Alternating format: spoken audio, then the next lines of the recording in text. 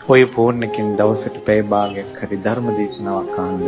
හැබැයි විහිළු තහළු නෙවෙයි, කුණුහරුප නෙවෙයි, ඕපදූප නෙවෙයි, ඇද කුද නෙවෙයි, තමා හැදෙන බණ. බුදුරජාණන් වහන්සේට පහදින බණ. ධර්මයේ වටිනාකම තේරෙන බණ. මහරහතන් වහන්සේලාගේ ගුණ කියන බණ. සෑය බෝධිය ගැන පැහැදිලි නැති වෙන බණ. සිල් රකින්න හිතෙන බණ. සංසාරේ බය ඇති වෙන බණ.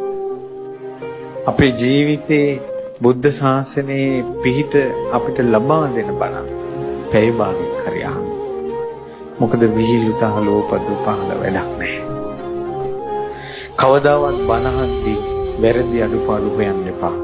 කාගේ හරි බණක් අහද්දී ඒක වැරදි වගේ තේරෙනවා නම් හොඳම දේ ආය අහන්න නැති එක.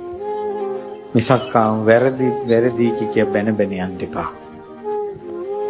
මේ ලෝකේ බණ උනත් වැරද්දට කියන එක නෙවෙයි පුදුමේ. හරියට බණ ටිකක් අහන්න ලැබෙන එක තමයි පුදුමේ.